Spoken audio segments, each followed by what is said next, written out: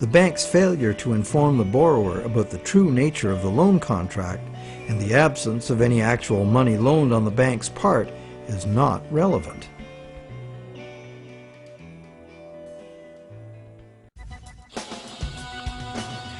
So, to conclude our investigation, it appears that modern banking practice rests on several distinct violations of common law, common sense, and natural justice. The first violation is the fraud the borrower commits by pledging as collateral property the borrower does not yet own. And the bank is complicit, as it knowingly accepts the fraudulent pledge as backing for the credit it creates. The second violation is the failure of the bank to disclose the true nature of the contract. The bank calls it a loan, leading the borrower to believe that he or she is receiving a loan of existing money. But the bank knows full well it has provided only a brand new promise to pay, simply typed in on a computer screen. A promise that the bank knows it will probably never have to fulfill. Thirdly, the loan agreement should be invalid because impossible contracts are legally invalid. The bank is creating an impossible contract because the conditions required to guarantee that the borrowers have the opportunity to pay off the principal plus interest are not met. Unless the system enforces 100% recycling of both principal and interest, which it emphatically does not, some borrowers are going to default and lose their collateral simply due to the systemic shortage of money. The fourth violation is the violation of natural law by the law of contracts, which confers automatic legitimacy of title on any contract if the contract is sold to a third party for valuable consideration. This violates the principle that one cannot give better title to something than one has. But perhaps the biggest fraud of all is that most of the people who produce the real wealth of the world are in debt and at risk of losing everything they have worked for to bankers who fabricate money out of mere promises to pay. And where does this leave us? We are hostages in an economy that must grow faster and faster to keep up with an ever-growing money supply, where the entire system collapses in ruin. The money system as currently structured refuses to recognize that the real economy is limited by the capacity of the planet to provide the raw materials and waste disposal services the economy needs. The planet is finite, and therefore it should be obvious that the economy cannot grow at an accelerating pace forever. Our current money system runs like the bus in the movie Speed. It could not slow down or the bomb planted on the bus would go off. And our situation is even worse, because the rate of debt creation must forever accelerate or the entire economy crashes. The notion that infinite, perpetually accelerating growth is possible is the great fallacy of modern economics. It is a fatal delusion born of greed.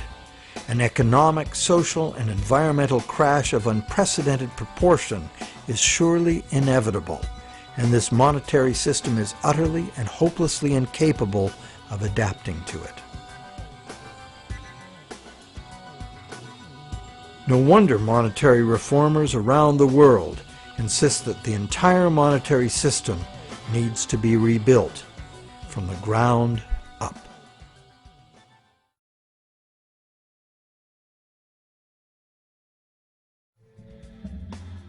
So what is the solution? One idea many people suggest is to return to the days when money was backed by gold. Gold, they argue, is the true money because it's inherently valuable. The underlying principle here is that money should be a commodity that is valuable due to its scarcity, as gold is scarce. As a general rule, those who hold this view of money also believe that money should exist independent of government. Another school of thought, diametrically opposite, is that the creation of money should be the exclusive prerogative of governments. Government, which represents all the people, should spend money into existence in the public interest. thus backing the currency with what it was spent on. Having taken back the power to simply spend money into existence, government would never need to go into debt or pay interest. Of course, government spending without limit would result in a worthless currency. To prevent inflation, money would also have to be extinguished. This could be accomplished using a wide variety of taxes, resource royalties, and user fees. Government spending and government taxes would, therefore, be interdependent and would equal each other in a perfect equilibrium. However, the goal of taxation would be to achieve price stability, as the government would have no need of tax revenues in order to operate. Over the centuries, both the gold-based system and various government credit money systems have been used, with the gold-based system prevailing well into the 20th century. This wasn't because government credit money didn't work. It did within the country itself, where it was accepted in payment of taxes. But until the invention of modern currency exchanges, international trade had to be carried out in gold. In addition, gold has had an almost supernatural fascination for humans for a very long time. We've been conditioned for millennia to think of money in terms of portable inherent wealth, as in gold coins. However, this is not the only way to think of money, nor in the era of runaway debt money is it any longer accurate. Money is, at its root, an idea that humans invented in order to turn simple subsistence into complex civilization. It's the development of money that made possible specialization of labor and the indirect exchange of goods and services. Throughout money's evolution, from direct barter to standard trade goods, and on to standard coins, to paper promises of precious metal, to digital promises of paper cash, and now to digital promises to pay digital promises. Throughout this long evolution, the prevailing idea has always been to achieve greater flexibility by using convenient and secure promises to pay instead of money itself. The problem with promise to pay money has always been that it provides a golden opportunity to cheat, to create more promises than there is real stuff to back those promises up. But is there a way to make the exchange of actual money just as convenient and secure as the promise to pay system? Now there is. Digital money, convenient and secure, is now a possibility because of new encryption technologies. It works like this. Imagine taking the serial number off a dollar bill and dispensing with a paper. What do you have? A digital dollar. A digital dollar that can now be electronically transferred around the world just as easily and securely as a promise to pay dollar. However, and this is the big however, the digital money, while being entirely electronic, is also like a metal coin. It can never be in two places at once. Thus, the multiplication of promises can be prevented by insisting on actual payment in cash, paper or digital. We don't even need to keep this digital cash in a bank, as it provides its own safekeeping and can be transferred by internet. And instantly transferable digital money could perform intelligent functions far beyond anything money has been capable of before.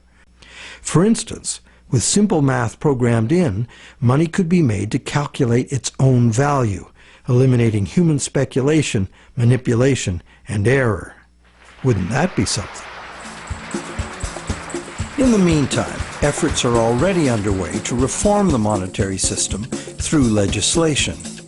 Initiatives like the Monetary Reform Act and the American Monetary Institute's Monetary Act have already been written, prescribing in detail how to return the power to create money exclusively to government, and thus limit banks to lending existing money, just the way most people imagine it works now.